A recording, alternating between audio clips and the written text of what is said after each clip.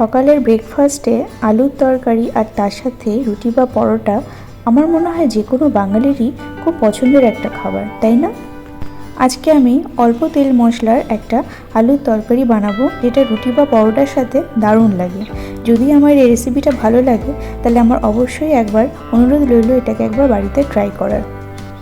সপ্তাহের বাকি দিনগুলো তো আমাদের যেমন তেমনভাবে চলে যায়, সকালে ব্রেকফাস্ট সেভাবে করার টাইম পাই না, কিন্তু ছুটির দিনে যখন দেবাশীষ বাড়ি থাকে তখন একটু গুছিয়ে ব্রেকফাস্টটা না বানালে নিজেরই একটা মন খারাপ লাগে।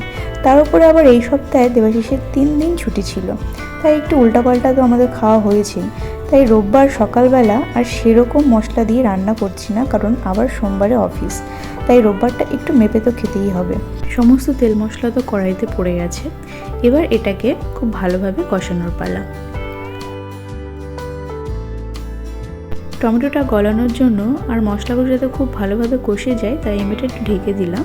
তারপরে দিয়ে দিলাম মটরশুঁটি। মটরশুঁটি কিন্তু কাঁচা দিলে একটা অন্যরকম একটা কাঁচা গন্ধ বেরোয়, তাই মশলার সাথে ভালো করে কষিয়ে দিচ্ছি। মটরশুঁটি দেওয়ার পরেও ঢেকে দিয়ে এটাকে খুব ভালোভাবে কষানো হয়েছে। তারপর তেল কিন্তু ছাড়া শুরু করে দিয়েছে। এখানে আমি একটু গোলমরিচ দিলাম, তবে এটা অপশনাল, দেওয়াও যায় না দেওয়াও যায়, কোনো ব্যাপার না। আমি এটাকে ঢেকে ঢেকে কষাচ্ছি। তারপর কি সুন্দর তেল বের হওয়া শুরু হয়ে গেছে।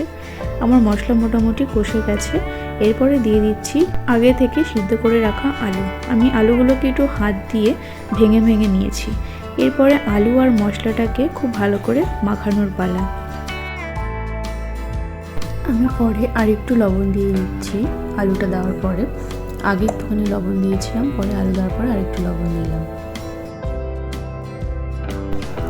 মশলাটা যাতে আলুর সাথে খুব ভালোভাবে মেশে সেই কারণে আমি এটাকে ঢেকে দিয়ে কষাচ্ছি। আর নিচে লেগে যাচ্ছে, তার মানে এটা কষে গেছে, আর এটাকে বেশি কষানো যাবে না। এরপরে দিয়ে দিচ্ছি জল। এখানে অনেকটাই জল দেবো যাতে একটু পাতলা গ্রেভি হয়। এই আলু তরকারিটা একটু পাতলা পাতলা গ্রেভিটাই ভালো লাগে। এখন আমি এটাকে ঢেকে দিয়ে লো ফ্লেমে কিছুক্ষণ ফুটতে দেব, তাতে মশলাটা খুব সুন্দর করে আলুর ভেতরে ঢুকে যাবে আর গ্রেভিটাও হালকা গাঢ় হবে। আমার গ্রেভিটা অনেকটাই গাঢ় হয়ে এসছে। এই পর্যায়ে আমি দিয়ে দেবো বেশ কিছুটা ধনেপাতা। আর বেশিক্ষণ নয়, আর 2 মিনিট এটাকে ফোটালেই হয়ে যাবে।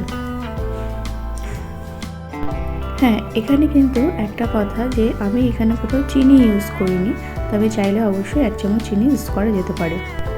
জাস্ট লুকিং লাইক আ ওয়াও। আমার কিন্তু তরকারি একেবারে পারফেক্ট, একেবারে রেডি হয়ে গেছে সকালে ব্রেকফাস্টে সার্ভ করার জন্য। এটাকে আমি বাটার রুটির সাথে সার্ভ করব। আমার খুবই পছন্দের একটা রেসিপি। তোমাদের যদি ভালো লাগে অবশ্যই ট্রাই করো, আমার ভালো লাগবে। আজকের জন্য এইটুকুই, ধন্যবাদ।